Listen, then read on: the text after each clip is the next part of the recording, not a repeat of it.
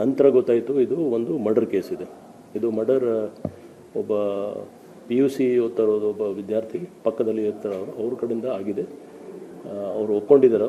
ಆದರೆ ಇದರಲ್ಲಿ ಏನೇನು ಎವಿಡೆನ್ಸಸ್ ಇದೆ ಅದು ಬಿಲ್ಡಪ್ ಮಾಡಲಿಕ್ಕೆ ನಮ್ಮ ಇನ್ವೆಸ್ಟಿಗೇಷನ್ ಟೀಮ್ ಅವರು ಪ್ರಯತ್ನ ಮಾಡ್ತಾಯಿದ್ದಾರೆ ಅವರು. ಸೊ ಇದು ಒಂದು ಇನಿಷಿಯಲ್ ನಾವು UDR ಅಂದರೆ ಸಸ್ಪಿಷಿಯಸ್ ಡೆತ್ ಅಂತ ತೊಗೊಂಡಿದ್ದೀವಿ.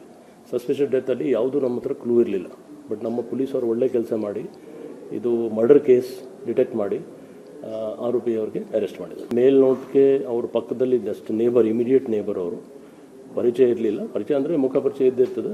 ಆದರೆ ಅವರು ಬೇರೆ ಯಾವುದು ಅವ್ರ ಜೊತೆಗೆ, ಯಾಕೆಂದರೆ ಯಾರು ಲೇಡಿದು 34 ವರ್ಷ ಏಜ್ ಇದೆ, ಇವ್ರದ್ದು 18-19 ಇಯರ್ಸ್ ಏಜ್.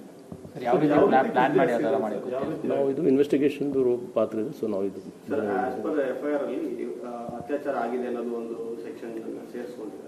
ಇಲ್ಲ, ಅದು ನಾವು ಲೇಡಿದು ಇದೆ. ಸೊ ನಾವು ನ್ಯಾಚುರಲ್ ಆಗಿ ಎಲ್ಲ ಆಯಾಮಿಂದ ನೋಡಬೇಕಾಗುತ್ತೆ. ಸದ್ಯಕ್ಕೆ ಮರ್ಡರ್ ಅಂತ ಗೊತ್ತಾಗಿದೆ. ಅದರ ಬಗ್ಗೆ ಕೂಡ ತನಿಖೆ ಮಾಡ್ತೀವಿ.